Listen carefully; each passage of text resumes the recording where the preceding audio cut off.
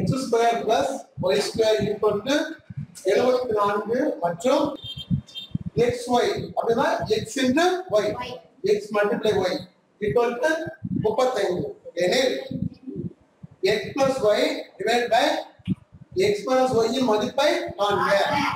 இப்போ கவனிங்க, நமக்கு தெரியும் a plus b the whole square formula தெரியும் இல்லையா? அதே போல a minus b the whole square ஃபார்முலாவும் தெரியும். இப்போ நான் என்ன எடுத்துக்கிறேன், x square plus y square கொடுத்துட்டாங்க இல்லையா? இப்போ பாருங்க எப்படி தெரியுது, a square plus this மாடல்ல இருக்கு.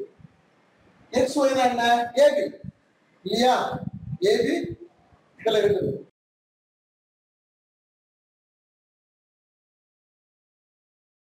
இப்போ கவனிங்க, நான் என்ன எடுத்துக்கிறேன், x plus y the whole square கீழ x minus y the whole square. இப்போ a plus b the whole square model இருக்கு இல்லையா? அப்போ x plus y the whole square எப்படி எடுத்துக்கலாம் நம்ம? x square plus y square plus 2xy divided by x minus y the whole square. இப்படி x square plus y square minus 2xy. சரியா? இப்போ இந்த மதிப்பை நாம இதுல என்ன செய்ய போறோம், எழுதிட போறோம். x square plus y square எவ்வளவு? 74. xy எவ்வளவு? 35. அப்ப xy என்ன? ஒரு xy 35. 2xy என்ன வரும்? 70. அப்ப இந்த மதிப்பை நம்ம எழுதிக்கலாமா? இப்ப கவனிங்க, x square plus y square இல்லையா? அதுக்கு என்ன மதிப்பு போட்டுக்கலாம் நம்ம? 74. கவனிங்க, 2xy இல்லையா? நமக்கு என்ன தெரியும்? xy மதிப்பு தெரியும். xy மதிப்பு என்ன?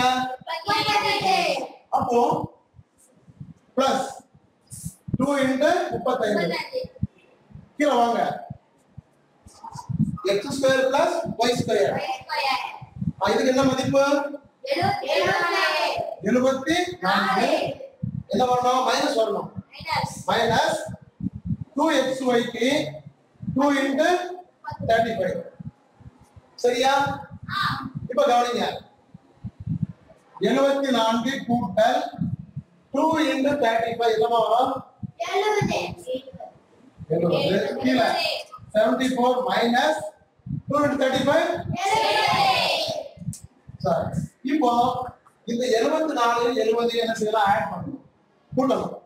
என்ன வரும் பக்கம் சொல்லுங்க? 144.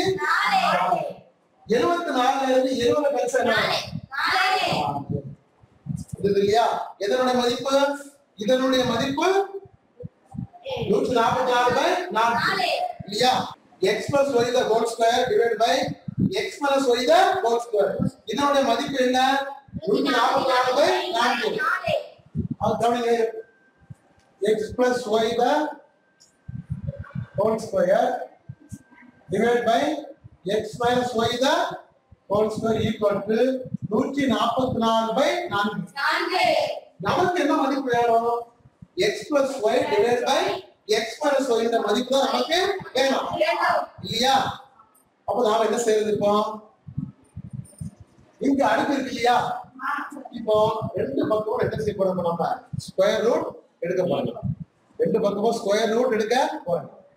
இதுக்கும் வர்க்கமூலம் எடுக்க போறோம், இதுக்கும் வர்க்கமூலம் எடுக்க போறோம். அப்ப மதிப்பு என்ன செய்யாது? அப்போ square root of x plus y the whole square divided by x minus y the whole square equal square root of 144/4. சரியா?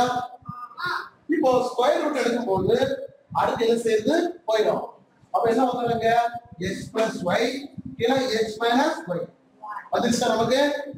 அப்போ கவனிமா, 144 எதனுடைய வர்க்கம்? 12. அப்ப 144க்கு நம்ம ஸ்கொயர் ரூட் எடுக்கும்போது என்ன கிடைக்குது? 12. 4 எதனுடைய வர்க்கம்? அப்ப 4 வர்க்கமூலம் என்ன? 144 வர்க்கமூலம் இருக்குது 4 வர்க்கம் 2 plus y divided by x plus y இந்த மதிப்பு 12/2. இத சுருக்கலாமா இல்லையா? சுருக்கலாம் இல்லையா? இப்போ இந்த ரெண்டு எத்தனை இருக்கு? 4. ரெண்டை மட்டும் தான் வகுத்தேன். அப்ப இது ரெண்டு ஒண்ணுதான் 12 அப்போ 6/1 6 ன்னு சொல்லலாமா? அப்ப ஆன்சர் என்ன? x + y / x - y. இதோட மதிப்பு என்ன? 6. 6 ஆன்சர்.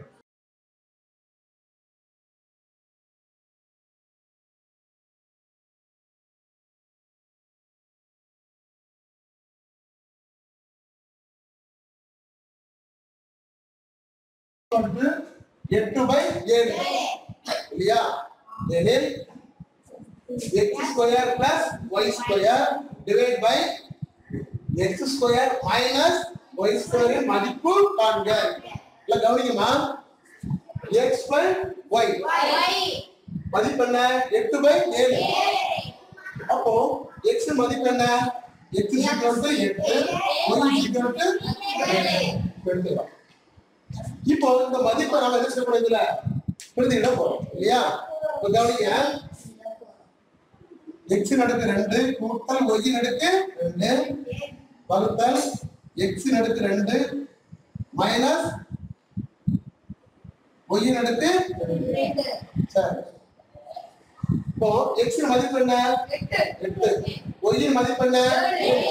இந்த x இன் மதிப்பையும் y இன் மதிப்பையும் நாம என்ன செய்ய போறோம்? இதுல பிரதியிட போறோம். என்ன மதிப்பு கிடைச்சிடும் இல்லையா?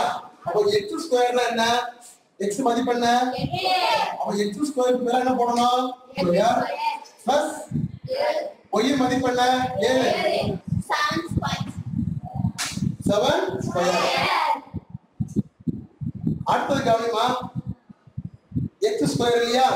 இங்க என்ன வரும்? 8² கழித்தல் 7 ஸ்கொயர். இப்ப கவனிங்க. 8² என்ன? 8 னுடைய வர்க்கம். 7 ஸ்கொயர்னா 7 னுடைய வர்க்கம். 8 னுடைய வர்க்கம் என்ன? 8 × 8 என்ன? 64. கூட்டல் 7 ஸ்கொயர் இல்லையா? 7 பெருக்கல் 7 எவ்வளவு? கீழ 8 ஸ்கொயர்னா கழித்தல் 44. இப்ப கவனிங்க. 64 கூட்டல் 49 டிவைட் பை 64 கழித்தல் 49 இல்லையா? சரி. இப்போ 64 49 கூட்டுறது எவ்வளவு வருது? 113.